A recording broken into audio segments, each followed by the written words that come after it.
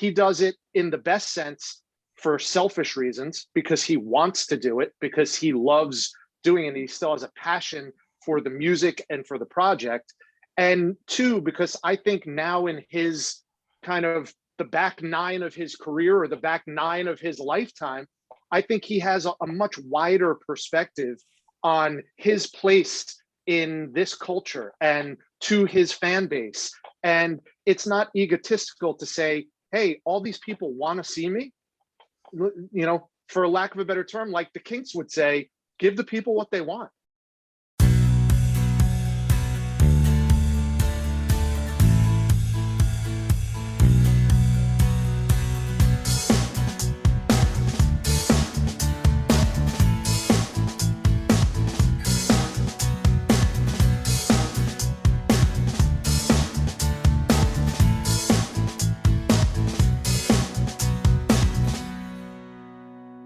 Hello, everyone, and welcome to a new episode of Set Listing Bruce, your podcast all about Bruce Springsteen, his music, and mostly his fans. I am your host, Jesse Jackson, and I am excited to have my guest. Rich is very active on Twitter and mostly about sports and other stuff, but every once in a while he throws a Bruce hot sports opinion out there, and I reached out to him. And Rich said he'd love to join me. So welcome to the show, sir. It's my pleasure, Jesse. It's always great to be part of the bigger Bruce Springsteen community. Yeah, you know, one of the things that I've been amazed of as doing this podcast is the passion of the Springsteen fan base. And unlike a lot of fan bases, in my experience, majority of them are just good people. Absolutely. You know, there's a little bit persnickety sometimes, and there can be minor whining, but overall, just most people are just great people that are fun to talk to. Yeah, I found the same thing, and I agree with you on some level. That you run into some Bruce fans, just like anybody who's like super passionate about something. You run into Bruce fans who, once you start a conversation, you don't feel like you're vibing with them. You feel like you're all of a sudden competing with them to find out if you're a bigger fan or they're a bigger fan. I just back away from moments like that, because I'm sure there are much bigger and more passionate Bruce fans than I am. I just know what he and his music has meant to me throughout my entire life as a New Jersey native, as someone who's seen him, you know, a number of times on tour, and the friendships that I continue to have in large part because of Bruce. That's what I appreciate. That's what I love about it. I don't necessarily have time for any of that competition. You know, that's a really good point. And, you know, and I did a parody for April Fools where I had a stand-up comedian be one of those fans, right? And it was a lot of fun to kind of lovingly poke fun at, you know, the people that, well, you know, he's done nothing since Darkness, right? Like nothing since Darkness has really mattered, right? And you know, there are fans that, and I'm not arguing with them, that, you know, 78, Prove It All Night, the concerts were then, Ultimate, ever since then's downhill. Nothing as good as that. Right. And, you know, one of the things when I used to early do the show, Rich, is I had a guy on and I told him that I would love a concert where Bruce did nothing before Tunnel of Love. Just he went from Tunnel of Love forward.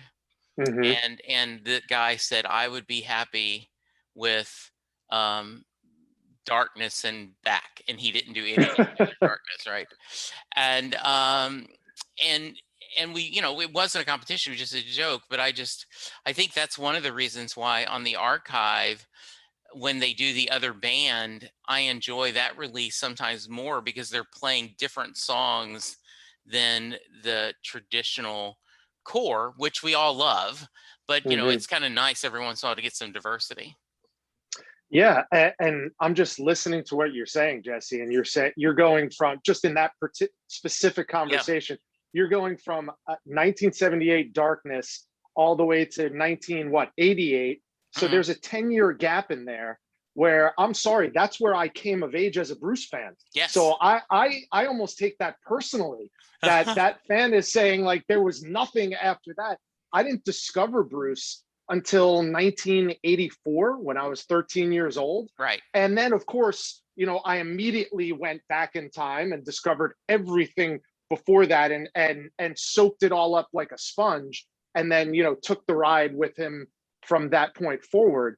But I think that's being a little small-minded to say that there's been nothing of quality from Bruce. I would say, this time off that we've all had during the pandemic has, forced me to do some fun exercises with Bruce and other things that I'm passionate about. And one of them was a few of my friends and I kind of got together on a text chain, and I was like, okay, let's just do this. Name your favorite Bruce Springsteen albums in order. It's not an easy task, but let's do it if we can. And for me, Born to Run is number one. Darkness is number two. After that, it gets really, really difficult. But you know what? My number three album, personally, is The Rising. And The Rising came out in the 2000s. I mean, you can't say that there has been no meaningful or critically acclaimed or popular Bruce Springsteen music since 1978. I just think that's a little myopic. Well, what I had a guy on, and he talked about that, and I tell this story almost every podcast because I think it speaks so much, right? He's talking about he's at the reunion tour, right? Like in the 99, 2000 this time, and he's watching the band and he's thinking, well, this is it. He's reunited the band. They've had this worldwide tour.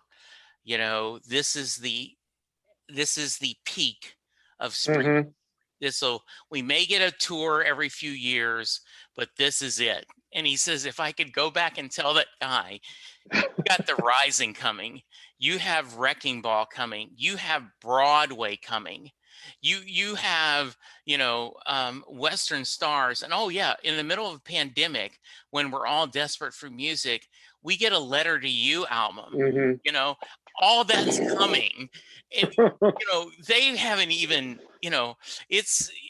I guess it's halftime. You could make the argument to do the sports analogy, but it's nowhere near to the end of the game. No, and God bless him, because I hope that I am at least an iota as active and relevant as Bruce is in his 70s. I hope I'm just one fraction of that when I reach that age. Yeah, and and boy, as I've warned you, we go off on tangents. So, but yeah, exactly. The idea, right, that at 71, you release Letter to You, and some guy on Facebook, and that's why I mentioned majority of people are amazing, but every once in a while you have a small 1 or 2%, and somebody posted, I wish he would quit putting out new stuff. It's just diluting his legacy. And I'm like, dude, it is perfectly fine if you don't like Western Stars, you don't like Letter to You, if you don't like the Seeger Sessions, pick whatever new album you want. If it doesn't speak to you, that's fine, because it's personal taste. But I don't think there's anything short of a criminal act this guy can do to tarnish his legacy. Exactly. Right? That's embedded. That is cemented for a long time. Absolutely. I agree. And I know that, to mix in a little sports, right? They talked about, I remember, and this has stuck with me, that toward the end of Muhammad Ali's fighting career, he was fighting for money. He was fighting for the paycheck to support his family. And they said, and so you should judge his career accordingly, that understand that what he was doing at that point. And I made this story, and I don't know if but the TV show Supernatural, right? Toward the last 5 or 6 years, it's like Muhammad Ali's career. At this point, the people are doing it to keep everyone in Canada and the boys, and let's hold it with a certain thing. Bruce is just doing it because he wants to do it. Right. Like he wants to do, he gets the band together and they do Letter to You. He wanted to do this album. He called into E Street Radio just a few days ago talking about he recorded with John Mellencamp. He's got the Killers thing that just came out, and and he's decided to go back to Broadway and brings up the same noise that it did last time. Oh, he's elitist, and he's forgotten the little man. No, that's just there is someone. Everyone in the world looks at a concert ticket and says, I wish I could afford that, right? Not everyone can afford the $120 for ticket, much less you hear about fans flying to Europe or people from Europe flying to UA. Everyone is at a different financial level, but that doesn't mean the artist itself is wrong and doing what the market bears.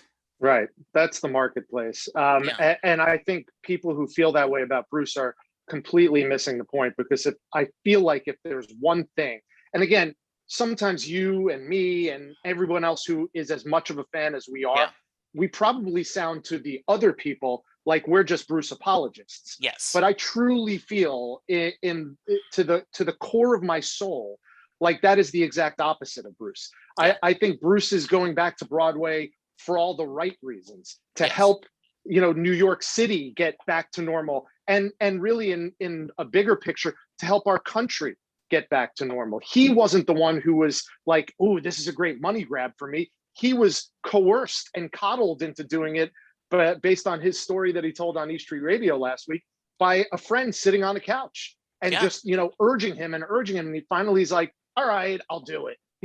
One of those things. I think he does it in the best sense for selfish reasons, because he wants to do it, because he loves doing it, and he still has a passion for the music and for the project.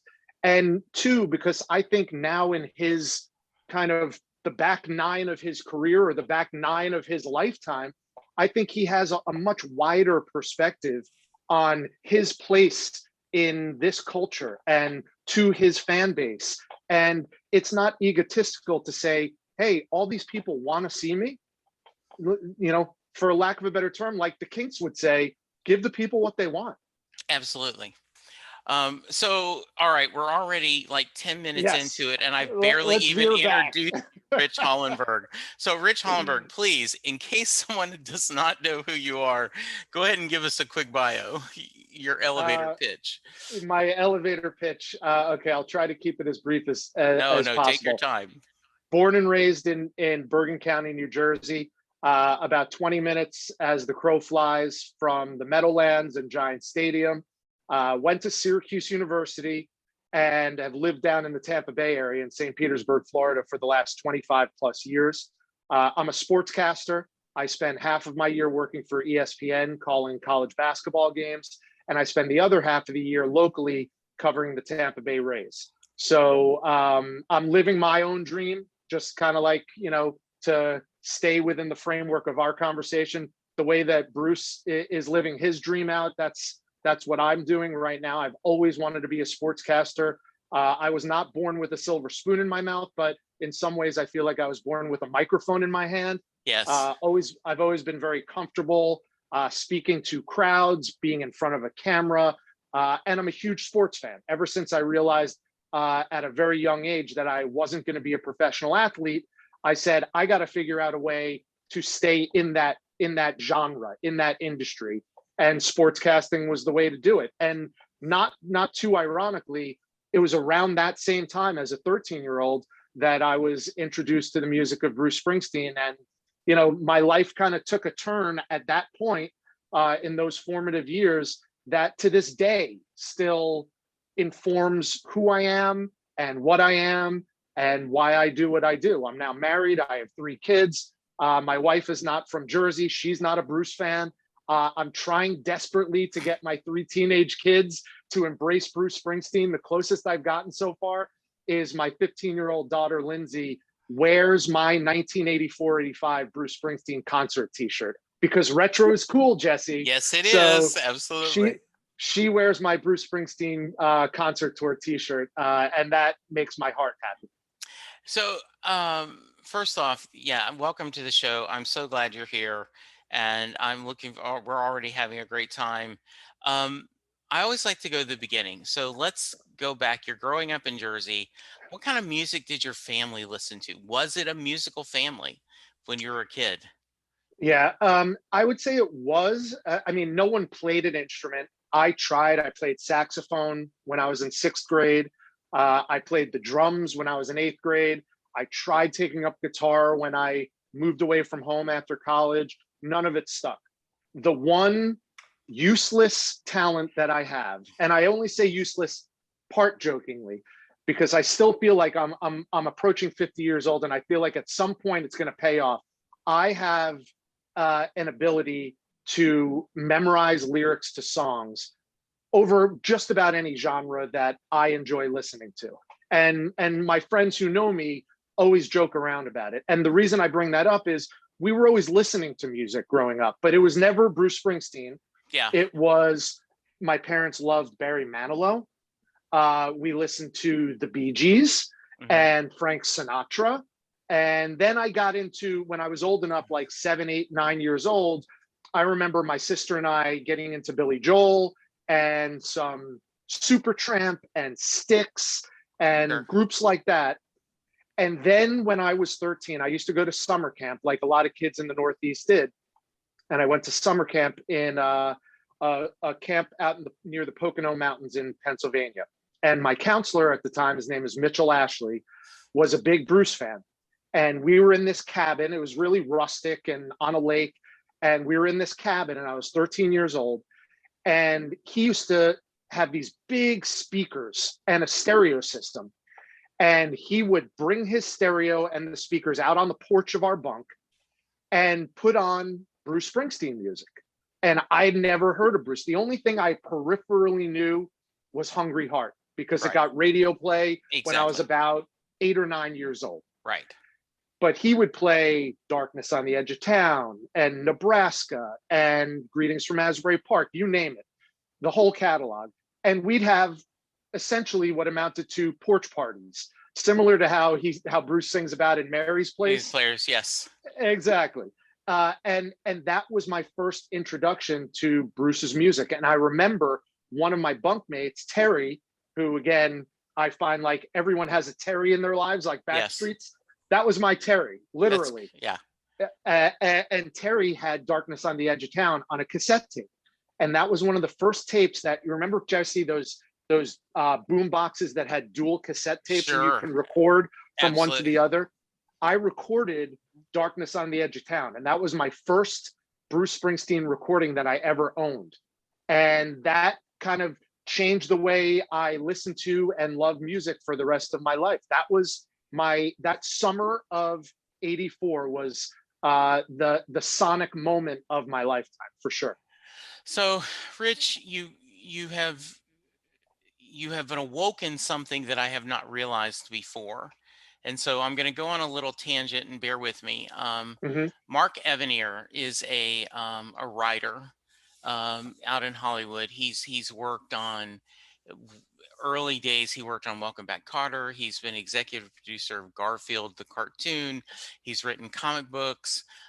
He's a very successful writer, and he talked about watching the Dick Van Dyke Show as a kid, and saw Rob Petrie with Buddy and Sally, and he said, that looks like a fun place to work.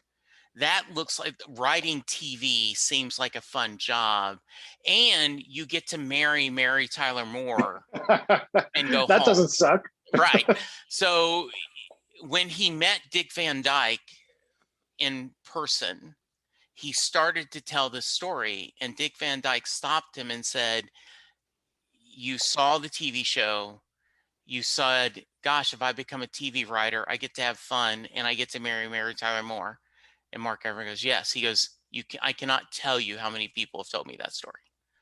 So I can't tell you how many times summer camp Finding Bruce has came up in this discussion.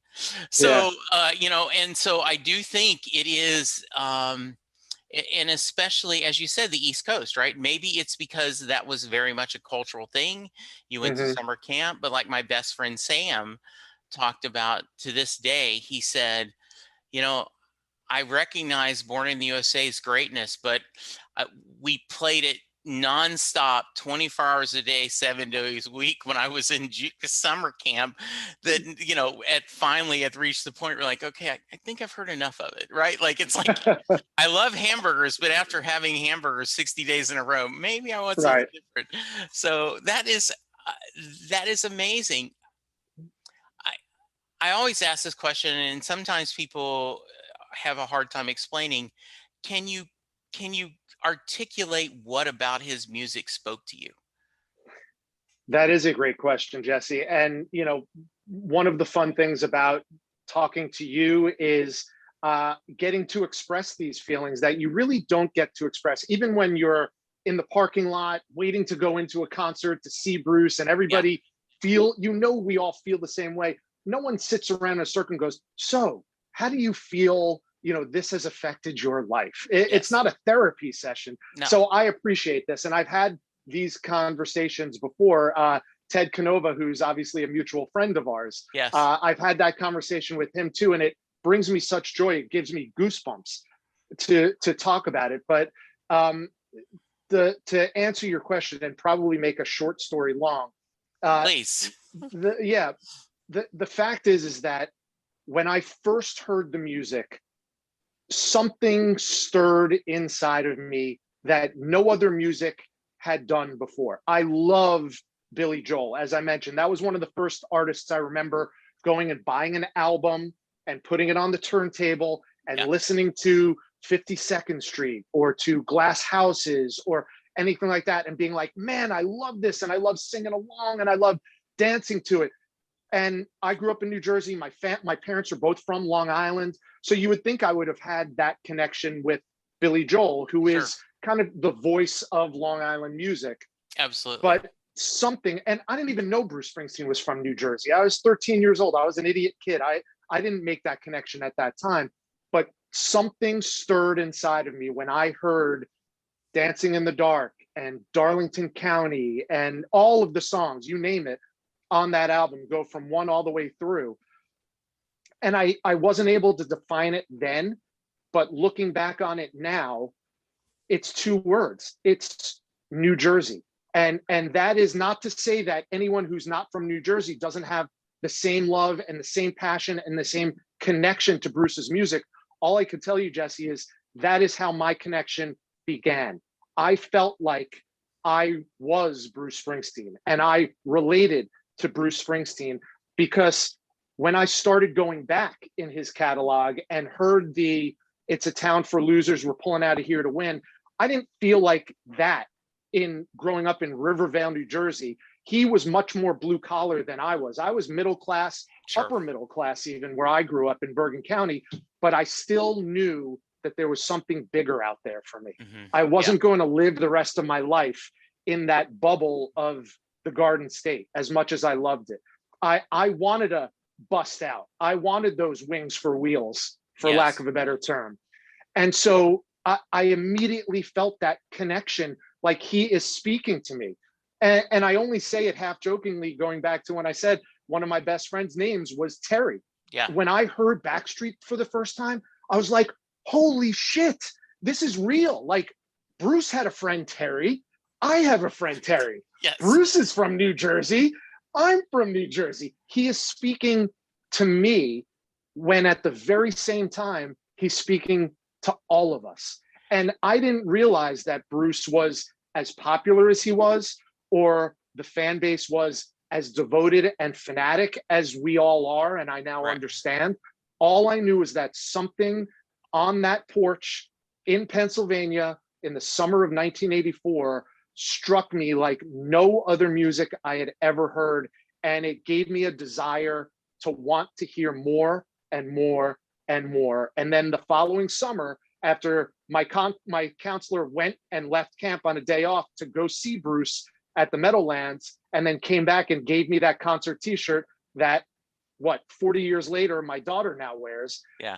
I got to see Bruce for the first time. And it was August of 22nd of 1985. It was the first time he had played Giant Stadium. And I remember being in the third deck of Giant Stadium and just having my mind blown for the second time and saying, now I thought I got it when I was singing and dancing on the porch to Bruce's music. Now I really understand, because I was surrounded by 70,000 other people who were probably feeling the same exact way that I was. There's a comedian, I don't remember his name, but he makes the joke that if whether you're Jewish or not, if you live in New York City, you're Jewish. And whether you're Jewish or not, if you don't live in New York, you're not Jewish. Well, there's And some truth to that. there's and I think whether you're a Bruce fan or not, right? Like Jersey, like whether you're from Jersey or not, if you're a Bruce fan, you're a little bit of Jersey, right? Yeah. You embrace that. Um, and I love the idea, because I, I've told the story multiple times, right? But I was a casual fan, and what really pushed me over was 9/11 and seeing Mm-hmm. the band perform, and then seeing him in 2002 for the first time. I had never seen him perform live. Did not know hardly any of the songs because I had not done my homework. I had not listened to The Rising on repeat, Mm-hmm. like 3 weeks before the show. But I went, oh my goodness, I want to do this again, over and over again. Yeah. And there is that something about it, and it's a cliche, but the reality is, you want to tell someone who goes, Bruce is okay. Okay, have you seen him live? Like, I know that's a cliche, but the reality Mm-hmm. is, have you seen him live? And then I I had a guy on that's a big Bee Gees fan, and he and I Mm-hmm. exchanged had a talk that when someone says they're not a fan of the Bee Gees, his first question is, have you listened to anything besides Saturday Night Fever? Saturday Night And Fever. I just go, yes. And when someone says I'm not a Bruce fan, I go, have you listened to Mm-hmm. anything besides Born in the USA? Right? Right. Like the diversity of their both catalogs kind of speaks. Yeah. You mentioned your first show, so I always preface this, Rich. I do not believe the amount of times you've seen Bruce perform live is a fair barometer of your fandom, and I do I agree. agree. There is a little bit of competition among this small percentage of the people you were talking about, right? That go, oh, well, I've gone 87 times. Oh, well, Yeah. and Dave Marsh has said, well, if you can count it, if you can count the number of shows you've seen, it doesn't count. If you can. But for the record, how many times have you gone? Here's taking your comment to an extreme, Jesse. Yeah. I've tried over the years to remember how many Yeah. times I've gone, and I can't. And full disclosure, it's not because I've seen him so many times that I've lost track. It's because I've seen him. I know I've seen him more than a dozen and fewer than 2 dozen. And Okay. it pains me to say that, because as big of a Bruce fan, sometimes I do feel a little, I don't know if it's jealous or envious or what it is, but I feel like I've seen him many more times than I've had. But I am very fortunate, and I recognize this before I even go into this part of our conversation, that a lot of the shows that I've seen have, in retrospect, turned out to be seminal shows. At least in my opinion, they have been. I've never traveled abroad to see him. I've only been, because of life situations and because of my occupation, I can't bust away from work and say, oh, I have 4 weeks vacation. I'm going to use this 1 week and go see 3 Bruce shows, or Yeah. I'm going to travel overseas. I work at nights, I work on weekends, and I work a lot of holidays. And I have 3 kids, and I've been married for 20 years. I don't have the wherewithal to see Bruce whenever I care to. So I've lost track of the number because I don't care to count about that number. And I truly, firmly, because of my own personal situation, buy into what you're saying 100%. It is quality, not quantity with me. And I do recommend going to mybosstime.com, Mm-hmm. which is a website that Elko did, and it lists every tour way back to the early 70s. And you create a free account, and then you can go and say, well, I know I was at this show, And I know Right. it's this show, and then it will do behind the scenes. It will give you a database of what is your most heard songs, what are your least heard Oh, that's songs. awesome. Yeah, and it's yeah. So myBossTime.com. It is a rabbit hole you will go through that you will enjoy, though. Like I don't know that The Wall Hmm. from High Hopes is not something he's played very often, and I was lucky enough to be at one of the shows where he played it, and I did not. There you go. I mean, I was like, "Oh wow, I can't believe he's playing that," but it wasn't like, Right. "Oh, I'm getting obscure." Yeah, I had the same thing where just by circumstances, I moved to Dallas in '86. I grew up Hmm. in Louisiana, so going to Dallas in '86, my first big city, and I just didn't happen to catch any of the shows. And during like when he was doing the other band or the Ghost of Tom Joad, I never thought about seeing him. It just hadn't. And then I remember specifically there was a family obligation when he came through on the reunion tour. And so when he came for the Rising, I was like, okay, hook or crook, I'm going to see him. And in fact, it was on a Sunday, and my son was playing parochial school football, right? Like, Uh-huh. like he goes to Catholic school, and for some reason we're playing football on Sunday afternoon. And my son to this day is like, you didn't watch the Cowboys, you watched me play. Yes, Chris, that's what you do when you're a parent. Yeah. You may listen to the game, because this was before a DVR. I Hmm. may had the game on my the radio, listening, but no, I watched you play.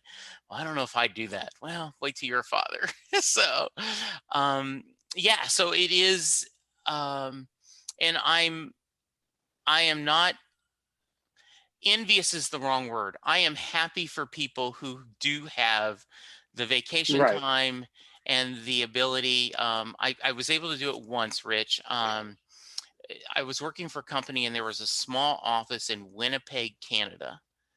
And Brian Wilson was touring. He had done an album of Gershwin covers, Hmm. and he was touring, and he was going to play in Winnipeg. And I went to my boss and I said, I have not gone to Winnipeg in a year. We usually go once a year. Do you care if I go this week? No, why? I mean, why are you asking? I said, well, I just need to tell you, the whole reason I'm picking that week is Brian Wilson is playing, so I can go see him in Winnipeg. Yeah, I don't care. And so it was like this joy of like, oh, it's a business trip, but I'm also getting to sneak in Right. this concert. So Score. yes, so I'm sure you can think about that, right? Like if you're ever traveling with the college ball, or with Yeah. like, oh, I can do a double header. Hmm. The Eric Nadel, Yeah. who's the voice of the Texas Rangers. Hmm. He talks about that he, when he gets the Rangers away schedule, he patches that against pre-COVID of Right. cities, and he's going to looking at what shows he could possibly see. Yeah. And the funny thing is, you mentioned that, and I know we could dive further into concerts and things like Mhm. that. The last time I saw Bruce, Yeah. it was it's eerie, because it's almost 3 years to the day that we are talking right Okay. now. Yeah. I saw him on Broadway. Oh, okay. And the reason I was able to see him on Broadway was because I was covering the Rays. The Rays happened to be in New York playing the Yankees that weekend. And I was like, this is serendipity. Yeah. And so it turned out to be one of the great 3-day weekends in my lifetime, because I grew up a Yankees fan.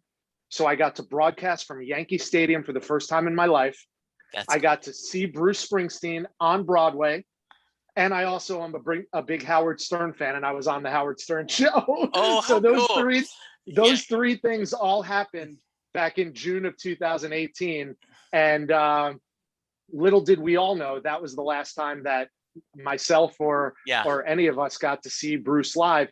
And then you go back a couple of years before that, and like I said, I look back on some of the shows and I'm like, man, that was really serendipitous. I was Yeah. at the Foxborough show at Gillette Stadium, September 14th, 2016.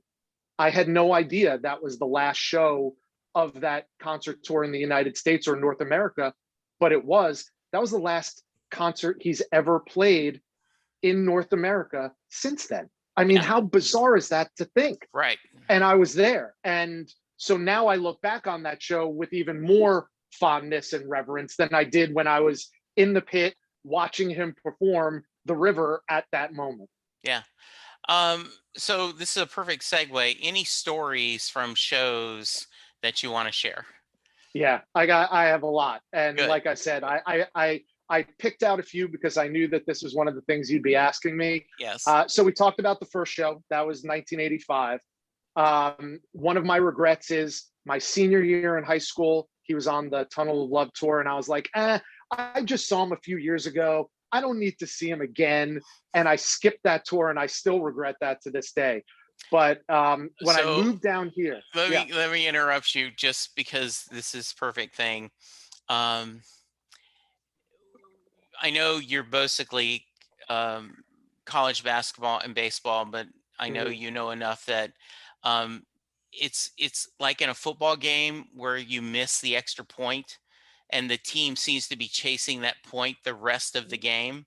Missing a tour, right?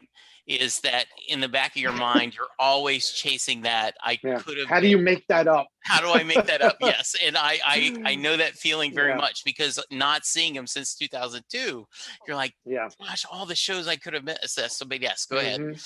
So fast forward, I saw him a couple of times. I saw him in college at the Carrier Dome. That was amazing. I saw him in 93 right after I graduated college, part of the Human Touch tour. I saw him on that reunion tour. That was incredible. The one story that I go back to, though, in chronological order, was back in 2000. And at that point, I was already living down here in the Tampa Bay area, and I was working with the Tampa Bay Lightning. And so I had a lot of connections at what was then the St. Pete Times Forum. It's now Amalie Arena, where the Lightning play. And so Bruce was coming, and I said, I'm going. I called my connections at the arena. They got me really great seats right on the side of the stage, really close. Nice. And I show up as early as I can, and I'm looking to the left of me, and I'm like, I know this dude. Turns out that, and I don't know how big of a baseball fan you are, Jesse, but it turns out that it was Paul Molitor, who is a Hall of Fame baseball player, one of the great baseball players of all time. And I introduced myself. We end up having a fantastic conversation. This is like an hour before the show starts. And he goes, you want to see something cool? I'm like, yeah. Takes out of his pocket a handwritten set list that Bruce gave him before he came up to his seats. He's like, yeah, I was just hanging out with Bruce before. He gave me the set list to tonight's show. He goes, don't tell anybody, because Bruce didn't want me to pass this around, but I figure I wanted to show you this. So my mind was blown, A, because I'm talking to Paul Molitor, B, because I got to see the set list before he actually stepped on stage. And then to cap it off, after the first intermission, one of my friends who works at the arena spotted me and called me down, and I was front row for the second half of the show, and then got backstage. So I got to meet Clarence backstage. I got to meet Stevie backstage. I saw Bruce and Patty walk by, they waved. That was as close as I got. But I have a framed picture hanging up in my closet with pictures that the professional photographers took. I have the set list that I hand wrote. I have a copy of the set list that Paul Molitor had, handwritten by Bruce. I have Clarence's autograph. I have the ticket stub, which, by the way, I don't want to get off on a tangent, but I hate the fact that there are no ticket stubs anymore. I collected all my ticket stubs, and now there are no freaking ticket stubs. Yes. Anyway, so that concert, March 6, 2000, was one that I will always remember. A couple of sad ones, or at least melancholy, poignant ones, also in Tampa. I was at the March 22nd, 2008 show. That was the first show the band played after Danny Federici died. Yeah. And I remember thinking, going into that concert, going, this is going to be weird. I don't know if we're supposed to rock out. I don't know if this is going to be super sad. Like, we all paid a lot of money. We want to see the Bruce and E Street Band that we are expecting to see. But at the same time, we also feel a modicum of sadness that I can only imagine is magnified by Bruce and the band. and he came out and they played Blood Brothers, and they had that whole video tribute at the beginning. And I get goosebumps thinking about it. That was a show I will never forget. And then 4 years later, the first show after Clarence died was in Tampa, March 23rd, 2012. And I was in the pit, and he brought Jared out, Clarence's son, when they played 10th Avenue Freeze Out. And I'm not kidding, Jesse. I'm wearing this shirt in honor of you, because this is the shirt that I have worn to every Bruce Springsteen concert for probably the last 10, 12 years. And I was wearing this shirt, and I was in the pit, tears streaming down my face. Imagine. When Jared walked out. And I remember going back and a friend texting me and going, "Did you see the YouTube clip?" And I was like, "No, I don't really." He goes, "You're on the YouTube clip." And so I went back and found it. And on the YouTube clip, they were cutting back and forth between the camera angle looking at the stage and the camera angle from behind the stage. And all of a sudden, when you take the camera angle behind the stage, I saw myself in the stands, in the pit. And to this day, it just like takes my breath away. Sure. That I was moved to tears. That was the only time I was moved to tears, other than I cried like 4 times when I saw him on Broadway. But that was incredible. I saw Bruce at Giant Stadium when he closed down Giant Stadium on the Wrecking Ball tour. Again, I flew up for that. That was one of the few times I literally like got on a plane for the sole purpose of seeing Bruce in concert. No other reason to do it. I just knew I had to be there, and I was there for that. So I was really grateful. And then, like I said, now looking back, I take a certain amount of pride knowing that I was at the very last North American concert that Bruce played 5 years ago, that hopefully in year 6, I'll be able to wipe that slate clean and see him again in 22 when we're all expecting to see him again. Those are the handful of shows that I think back on and have like instant recall, like, man, I was so lucky and fortunate to be there. Rich, were you tempted to try to go to Broadway again? Of course.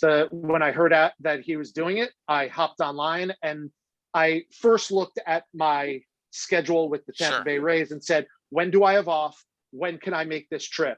Yeah. And the earliest I could do it was July, and the cheapest tickets were like $700 at that point. Yeah. And, again, sometimes it's cost prohibitive. And for me, it's cost prohibitive. I have to keep things a little bit in perspective. I can't carpe diem everything. I've done it a lot, but I can't do it in this case. And I'm hoping and praying that I'm able to see him as soon as he starts his tour.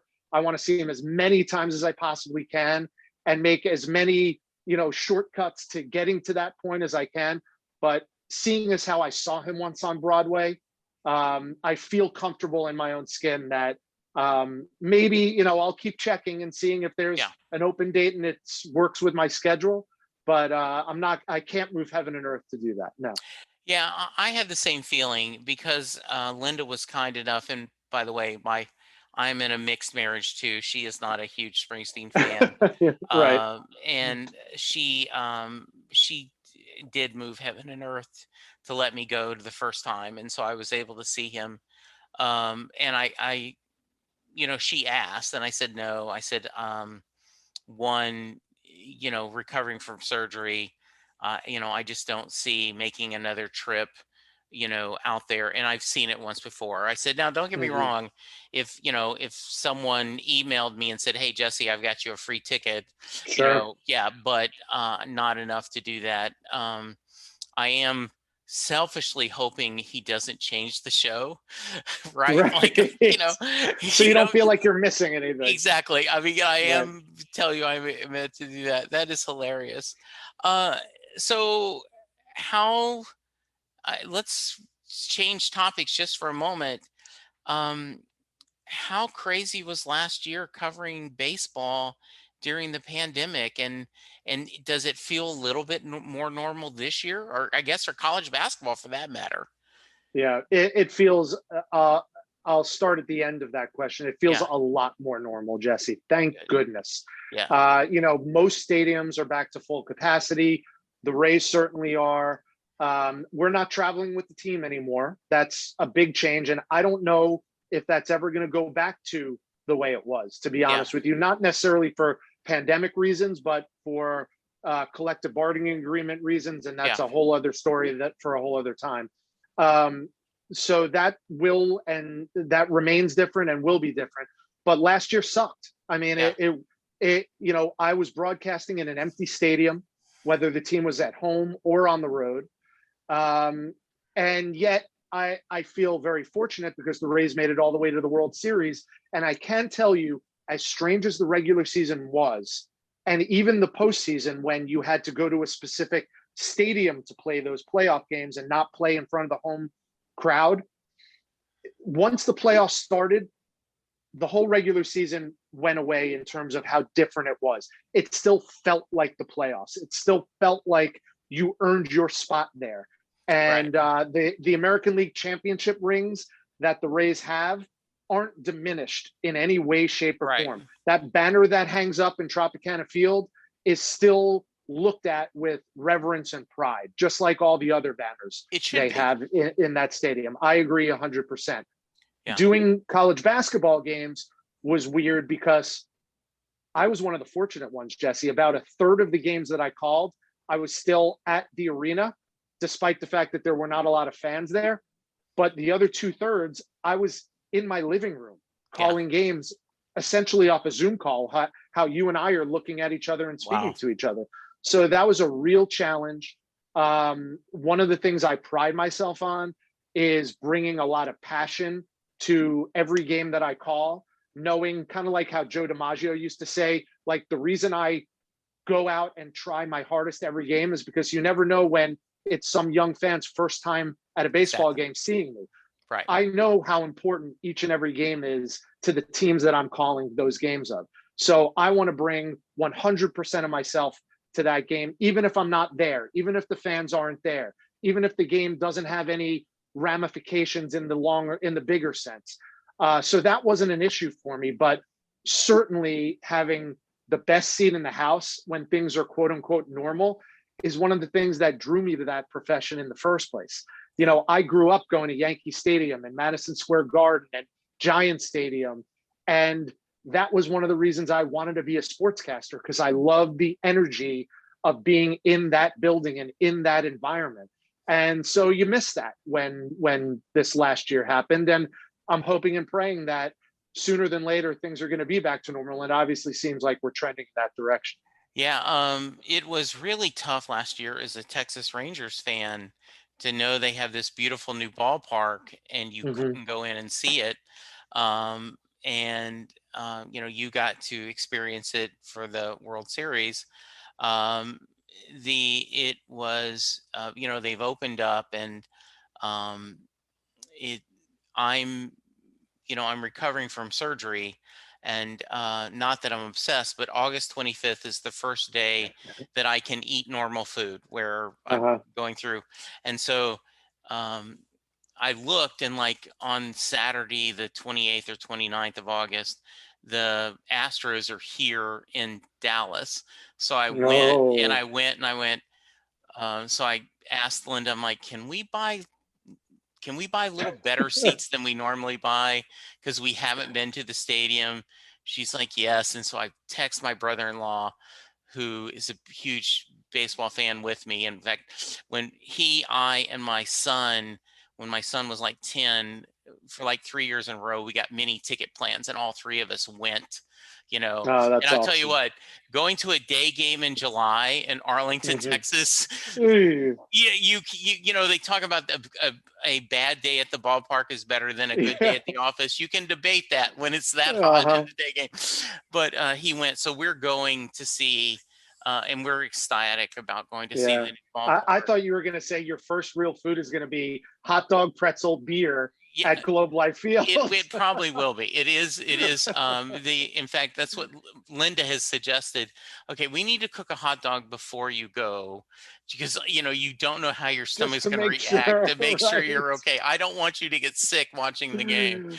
So that's amazing. And I I'm hearing this from other people, not directly, but and it's interesting to hear it directly, but I'm reading about this, that there are people that are pushing back to their bosses, going, there is no reason for me to go back in the office. For a year and a half, I've been working remotely.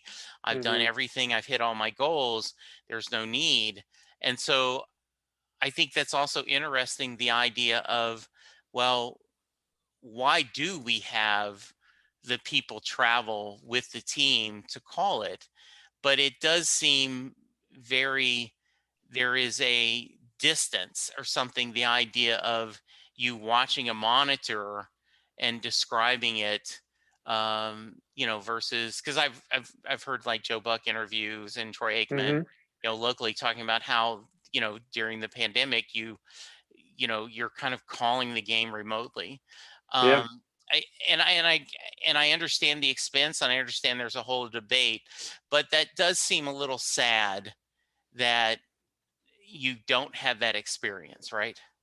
100%. And I feel like we can't be our best selves as announcers if we are not at the game. And this is just my personal opinion, Jesse, but I'm hoping that I'm right. From everything that I hear inside my industry, things will get back to announcers traveling with the team, but production wise, most productions are going to stay remote from here Yeah. on out. And that's only because the technology is such that you can now execute Right. remotely essentially the same as you can Right. if you were in a big production truck sitting right outside the stadium. And if that's the case, then I'm fine with that. Yeah. I would rather it be the way it's always been, because that's what you're used to. And Sure. then you have face-to-face interaction with your producer, with your director before the shows, instead of being on text or Zoom call or Right. what have you before the games. Hmm. But as long as I am there selfishly, I know I could be my most authentic self.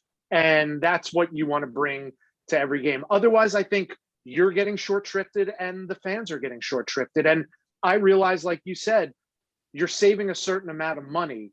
But at the end of the day, working for ESPN is such a joy and a treat in so many ways. The one thing that I always fall back on when you're frustrated with the way things are going or with the current state of affairs, ESPN's mantra, their motto, their credo from day one has always been to serve the sports fan anytime, anywhere. Yeah. And they will hold true to that, despite the fact that it might cost them a few extra dollars here and there. Yeah. I believe and I trust that when the time is right, they will live by that mantra. And doing that means sending announcers to the games, to remote sites. Good. So I'm going to get back to Bruce in a moment, but I'm going to kind of tie this in together. Um, is there, you've been able to cover a World Series, like Mhm. what in your sports life, in your work life, have you not gotten to do that you want to do? Oh, that's a great question. And you would think that if I was ambitious enough, I would have thought of that already. Yeah. You know what? I would say call an NBA game Yeah. or work, cover the NBA would Okay. probably be a real treat, a real thrill for me. Yeah. Like I realize this now even more so than I would have had I not had kids of my own. But I have two boys and a girl. My two boys are big basketball fans. They're 17 and 12, but they love the NBA. Yeah. Even though their dad calls college basketball games, they don't really care as much about college basketball. And what I've come to learn through their eyes is I was the same way. When you're a child growing up, you're an NBA. If you're a basketball fan, Right. you're an NBA fan. It's not until you get out of college that you start to listen, like, and watch college basketball as well. Yeah. And there are certainly exceptions to that. I'm just saying in general, I believe that to be true. So I think maybe selfishly to see their reaction through their eyes Hmm. to, oh my God, my dad's calling an NBA game. Yeah. How cool is that? That would really be a bucket list thing for me, I think. That would be cool. I know we had Donnie Nelson Yeah. was announced yesterday as we record this that he was leaving the Mavericks. Yeah. I was 24 surprised. years or Yeah, something like exactly. that. And Mm, my son is a huge Cowboys, always number one. But as he said, Dirk Nowitzki is his Roger Staubach because mm, Dirk had a yeah. championship in his lifetime. He was Right. born in '89, but so he doesn't remember the Super Bowl years with the Cowboys. So all he's remembered is the disappointment. Right. Um, so and we were excited to watch Luca play. Dynamic young player. Yeah. He's It's just amazing. crazy how young he is and Yeah. how so yeah, I think that would be a fun, that seems like a good goal. Yeah. So I'm going to flip it over Bruce wise. Are there wish list of songs you haven't heard Bruce perform live that's on your bingo card or your wish list? You know, I can honestly say there's one.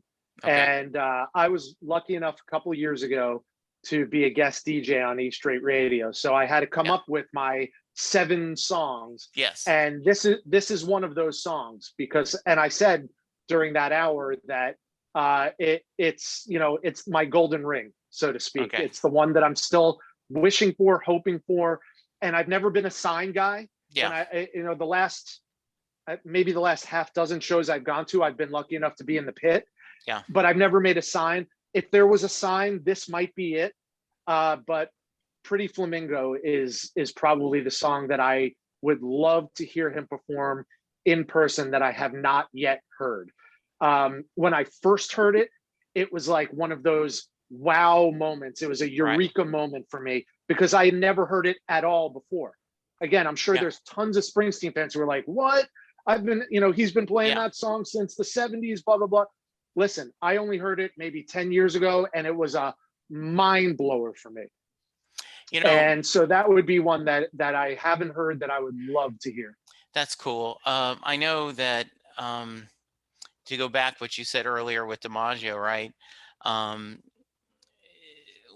a big comic book fan. I grew up reading comic books, and one of the things often said is the writers need to remember that every comic is someone's first comic. Mm-hmm. And so therefore you need to work in calling a character their name because they won't know who they are. And I joked about, I have one of my best friends is like, let's get rid of Born to Run so he can throw a different song in there. And I'm like, yes, but this is their first Bruce show. And how disappointed are they going to be if they go home not hearing Born to Run perform live? Right? I can't agree with you more. Yeah. And so I think the same thing, right? Like and it is weird. My first 7 shows, he did not play Thunder Road. Mm-hmm. And it's like, I can't believe I haven't heard Thunder Road live.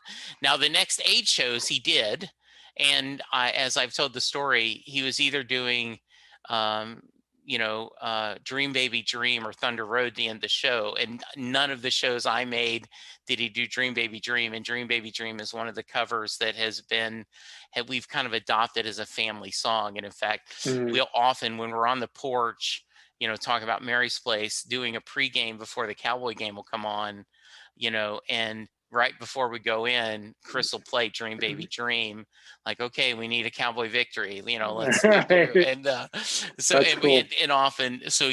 that's one of them I would be chasing. And I'm sure there's plenty of people go, what? But it's a very personal thing. And I think that's a great story to deal. I don't know if you've heard, but the writer of Pretty Flamingo, Mark Barkin, actually was nice enough to join me on a show a few years ago. And he talked about writing, he wrote the Banana Splits theme song, and he did Pretty Flamingo. He was a very interesting guest. And he talked about his only regret is he never got to talk to Bruce to thank him in person for doing it. And like, Bruce, why didn't you put it on an album? Like, Right. like you love the song so much. Why didn't you do it on Maybe, an hey, album? Yeah, tracks there we two is go. coming. Maybe good. There we I'm go. feeling it. Yes. Maybe Yeah. maybe Pretty Flamingos on that Yeah.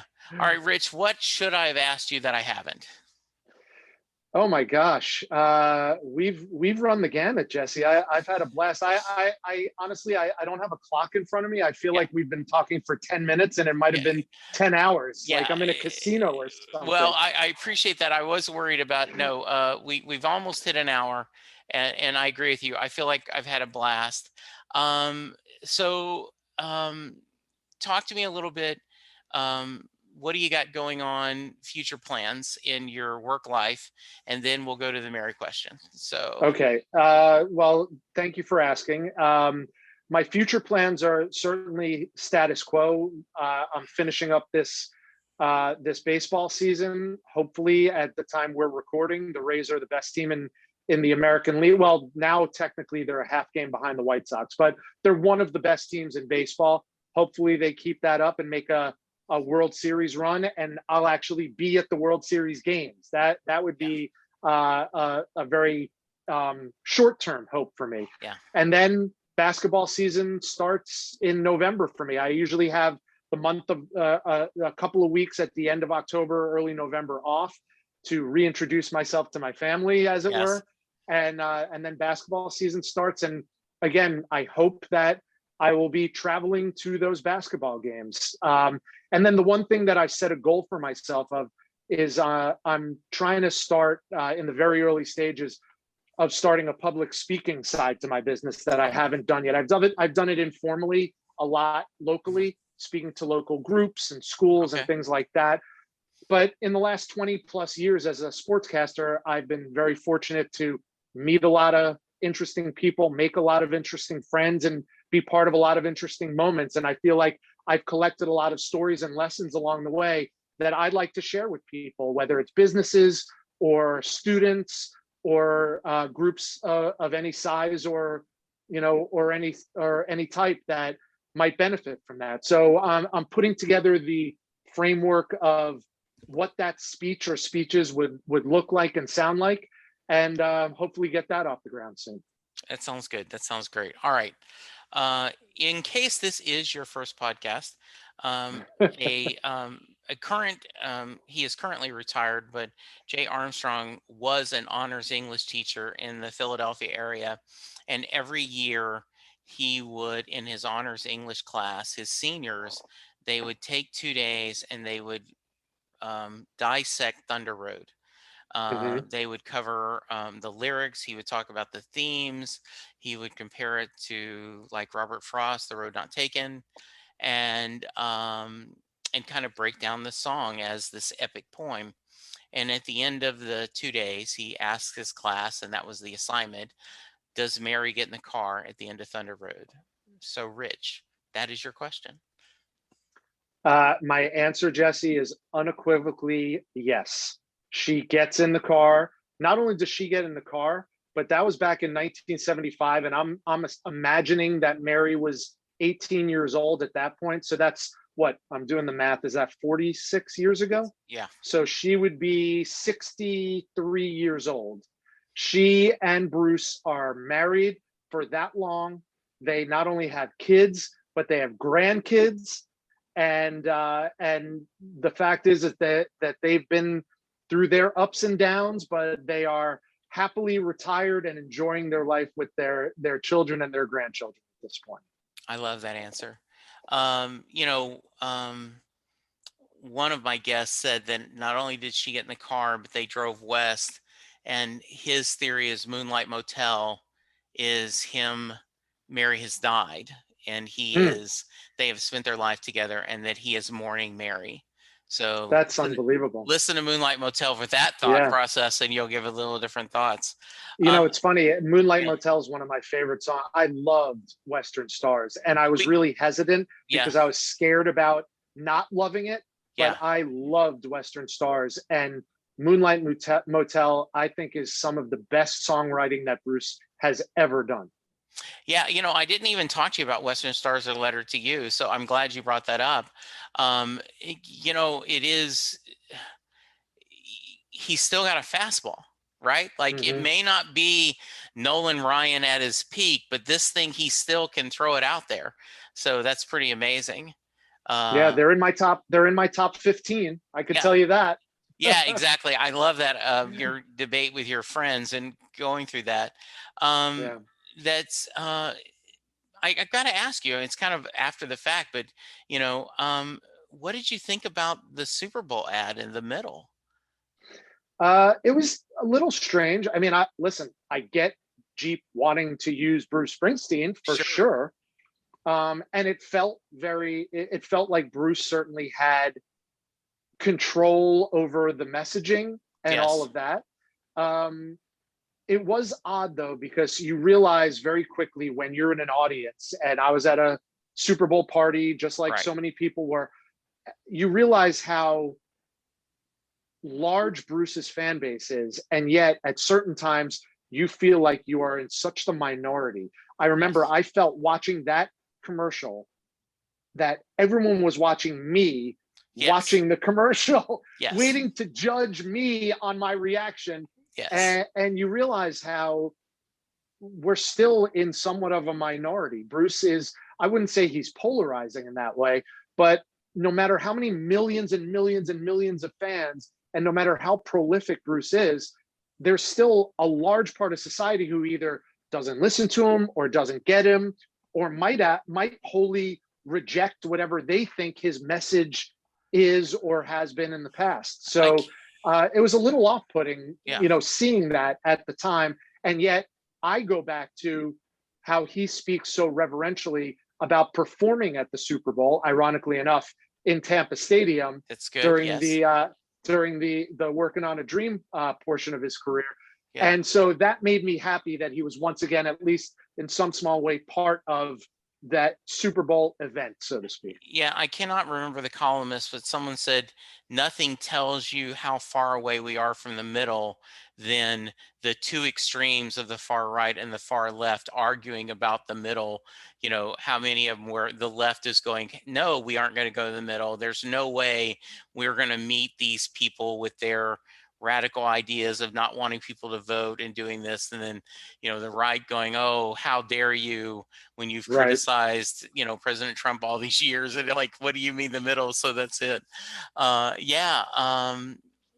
Yeah, there's a lot of stuff that's happened when you think about it. A lot of significant events in Florida in Bruce's career, which you would not think of, but you just mentioned, the Super Bowl, those, final show, those first shows after Hmm. the passing of someone. I've never thought about that before. Thanks for bringing Yeah. that up. Yeah. Well, I don't think it's ironic in the least to understand that Bruce spent a lot of time in Florida. He's on the East Coast in the Yeah. Wellington area, I know.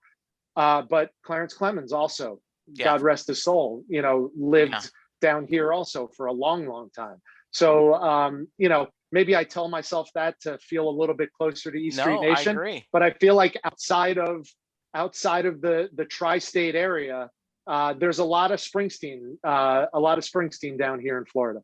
Absolutely. All right. So, how can someone reach you, and any final thoughts? You can reach me on social media. My Twitter handle is at Rich on Sports, and on Instagram it's at Rich Holl, RichHoll. And my final thoughts are thank you. Thanks to you, Jesse, for having this forum for people like me to talk about things that I love talking about. And I feel that same way about Bruce. That thanks to Bruce for giving us something that we could all surround ourselves with and come together communally in a time, especially now, when things feel so polarized and so to the extremes, like you talked about a moment ago. At least we have Bruce's music that some of us can all come together and agree upon. Well, I totally agree. Amen, brother. I think that's well said. The hope is that we get a tour in 2022, and I hope I'm going to be able to meet you. And who knows, maybe if you end up traveling and you've got an extra minute or two when you're in DFW, you say, "Hey, Jesse, let's go meet for a drink." So we're doing that. So this is great. I appreciate you time, and this was so nice of you to join me. Listeners, you please be safe. Go get a vaccine. Remember to wear your mask. Remember to wash your hands. Remember to social distance. And let's all be kind to each other, because that's the only way we're going to get through this. Thank you, Rich. Thank you, listeners. And we'll talk to you soon. Goodbye. Doing a podcast at times can be a one-way conversation, and I hate that. So please let me know what you like and don't like about the work I'm doing. You can reach the podcast via email at setlistingbruce@gmail.com. The show is on Twitter at setlistingbruce, and my personal Twitter is at jessejacksondfw. We have a website, www.setlistingbruce.com. From there, you can find links to other Springsteen podcasts as well as other music-themed podcasts. We have a page devoted to our own SLB All-Star Band. These are guests who have been on the podcast more than 3 times. There is a link to our store where you can purchase Set Listing Bruce shirts as well as a Mary Question t-shirt. There is a link to our Patreon page where you can sign up to help support the podcast financially. We have different levels and different rewards based on your support. If you don't have any extra cash, and right now who does, you can support the podcast by subscribing via your favorite podcast player and leaving us a review. The more reviews we have, the easier it is for people to find us. And please tell a friend about the podcast, especially if they love Bruce or music, because it will make a difference.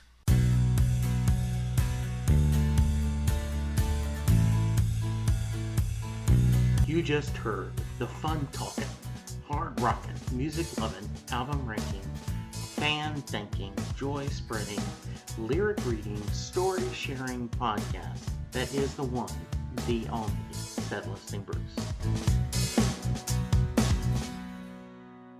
Set Listing Bruce is part of the Southgate Media podcast group. The theme for Set Listing Bruce was written by David Rosen, used by permission.